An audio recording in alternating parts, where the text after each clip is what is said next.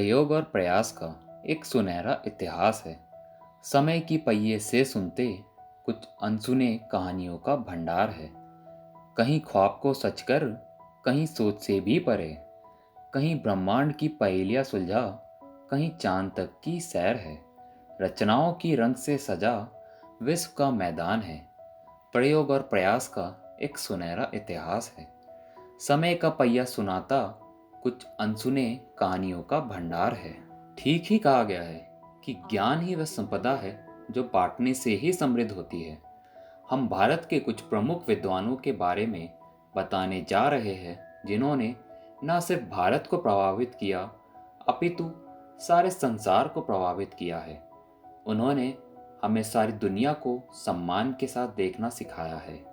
उन्होंने सारे संसार को बताया है कि भारत ने न सिर्फ महान स्वतंत्रता सेनानी पैदा किए बल्कि महान बुद्धिजीवियों को भी उत्पन्न किया है। ये लोग भारत माता की ओर से संसार को प्रदत्त उपहार है। अनंत गणित जानने वाले व्यक्ति कला की स्वतंत्रता और विज्ञान की शुद्धता का आनंद लेते हैं। श्रीनिवास रामानुजन दुनिया के सर्वकालिक महान गणितज्ञों में से एक हैं। बड़े पैमाने पे स्वशिक्षित 20वीं सदी के सबसे प्रभावशाली गणितज्ञों में से एक बनने के लिए अत्यधिक करीबी से गुजरना पड़ा था। 22 दिसंबर 1887 को इरोड, वर्तमान तमिलनाडु, भारत के एक विनम्र और गरीब परिवेश में जन्मे रामानुजन ने अकेले और कुल अलगाव में गणित के लिए अपना प्यार विकसित किया। 1903 में उन्होंने कुंभकोणम के सरकारी कॉलेज में दाखिला लिया।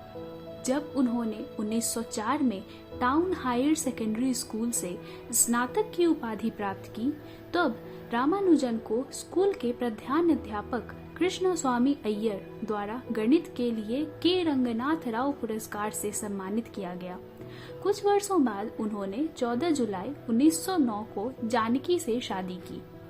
1913 में उन्होंने GH Hardy Trinity college, Cambridge को पत्र लिखा। उन्होंने रीमैन श्रृंखला, अंडाकार अभिन्न, हाइपरजियोमेट्रिक श्रृंखला, जेटा फंक्शन के कार्यात्मक समीकरण और विचलन श्रृंखला के उनके सिद्धांत रामानुजन योग पर काम किया। 1918 में 30 साल की उम्र में उन्हें रॉयल सोसाइटी लंदन का फेलो चुना गया। रामानुजन के 2 छोटे नोट्स लंदन मैथमेटिकल सोसाइटी की कार्यवाही में छपे थे। उनके जन्म की 125वीं वर्षगांठ पर भारत ने 22 दिसंबर को राष्ट्रीय गणित दिवस के रूप में घोषित किया। दुर्भाग्य से उन्होंने 26 अप्रैल 1920 को 32 वर्ष की उम्र में कुंभकोणम में अपनी अंतिम सांस ली। रामानुजन की मृत्यु गणितीय समाज के लिए एक बहुत बड़ी क्षति थी। रामानुजन प्रतिभा के प्रतीक हैं, बाधाओं के लिए, उन बोझों के लिए जो वह अपने अस्तित्व में लेते हैं, आनंद के लिए। उनका निस्वार्थ कार्य पीढ़ियों को प्रेरित करेगा। 20वीं सदी पिछली सदियों की भांति स्त्रियों के लिए अत्यंत चुनौती भरी थी, क्योंकि कोई भी दंपति किसी बच्ची को सपने में भी जन्म नहीं देना चाहता था। यद्यपि कुछ परिवारों ने लड़की के जन्म को स्वीकारा, लेकिन उनकी शिक्षा में परिवार की रुचि नहीं थी। इसके विपरीत उसी सदी में असीमा चैटर्जी नामक लड़की का जन्म सन 1917 ईस्वी में हुआ, जिनकी शिक्षा का प्रबंध उनके पिता डॉक्टर इंद्र नारायण मुखर्जी ने किया। असीमा चैटर्जी का जन्म 23 सितंबर 1917 ईस्वी को कोलकाता में हुआ। उन्होंने पाया कि वनस्पति शास्त्र का अध्ययन बहुत लोग नहीं करते। उन्होंने सन 1936 ईस्वी में कोलकाता विश्वविद्यालय से रसायन शास्त्र में स्नातक किया। उन्होंने फिर 1944 ईस्वी में कोलकाता विश्वविद्यालय से जैव रसायन में स्नातकोत्तर उपाधि प्राप्त की। वह किसी भी भारतीय विश्वविद्यालय से डॉक्टरेट उपाधि पाने वाली पहली महिला बनी। उन्होंने मलेरिया रोधी और मिर्गी रोधी दवा विकसित किया। उन्होंने अपने जीवन का पर्याप्त समय कैंसर रोधी दावे के शोध पर बिता दिया। उन्होंने अल्कोलायड कहे जाने वाले पदार्थ का अध्ययन किया जो कैंसर के रोगियों के कीमोथेरेपी में कारगर था। उन्होंने चिकित्सीय पौधों पर अनेक पुस्तकें लिखी।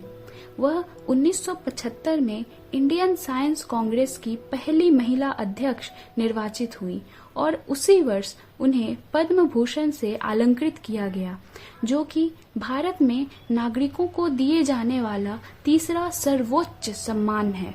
सन 2006 के 22 नवंबर को हमने प्रमुख जैव रसायन शास्त्री असीमा चैटर्जी को खो दिया, लेकिन उनका ज्ञान और उन्होंने जो खोज की वे सर्वदा हमारी संपत्ति रहेंगे, क्योंकि श्रीमद् भगवद गीता के हिंदी काव्यानुवादक श्री चंद्रमौली प्रसाद जी के अनुसार आत्मा कटती नहीं शस्त्र से, ना अग्नि से जलती है, जल भी गला नहीं सकता, ना हवा सुखा सकती है। 21वीं सदी में कृत्रिम बुद्धिमत्ता प्रणालियों से हमारे व्यक्तिगत एवं व्यावसायिक जीवन में कितने सारे फायदे हैं, ये हम सभी जानते हैं। मोबाइल में ऑनलाइन सर्च रिकमेंडेशन हो, चेहरे की पहचान से लॉगिन करना हो, आवाज़ सहायक के द्वारा सहायता हो, यह सारी परिवर्तनकारी तकनीकी सुविधाओं के कारण ही हमारा दिन प्रतिदिन का जीवन बहुत ही आसान एवं सरल बन गया है। इन सारी सफलताओं के पीछे दुनिया के जो जाने माने बुद्धिजीवी हैं, उनमें से एक भारत की शान और कंप्यूटर वैज्ञानिकों में सबसे प्रसिद्ध नामों में से एक पद्म भूषण पुरस्कार विजेता राज रेड्डी है, जो रोबोटिक्स के जनक इस नाम से पूरे भारत में मशहूर है। डब्बाला राजगोपाल रेड्डी एक भारतीय अमेरिकी कंप्यूटर वैज्ञानिक है, जिनका जन्म 13 जून 1937 को ब्रिटिश भारत के मद्रास प्रेसिडेंसी में यानी अब के आंध्र प्रदेश में स्थित कट्टू नामक गांव में हुआ था। वह कॉलेज जाने वाले अपने परिवार के सबसे पहले सदस्य थे। 60 के दशक में, जबकि भारत में शिक्षा के प्रति जागरूकता भी नहीं थी, उस वक्त उनकी प्राप्त की हुई शैक्षिक उपलब्धियां दंग कर देने वाली है। उन्होंने 1958 में मद्रास विश्वविद्यालय से सिविल इंजीनियरिंग की बैचलर्स डिग्री प्राप्त की। उसके बाद 1960 में न्यू साउथ वेल्स विश्वविद्यालय से मास्टर्स ऑफ इंजीनियरिंग की डिग्री प्राप्त की और साथ ही में 1966 में स्टैनफोर्ड विश्वविद्यालय से कंप्यूटर विज्ञान में पीएचडी की डिग्री भी हासिल की। उनकी सारी खोज भाषण भाषा दृष्टि और रोबोटिक जैसे कृत्रिम बौद्धिक क्षमता पर केंद्रित थी।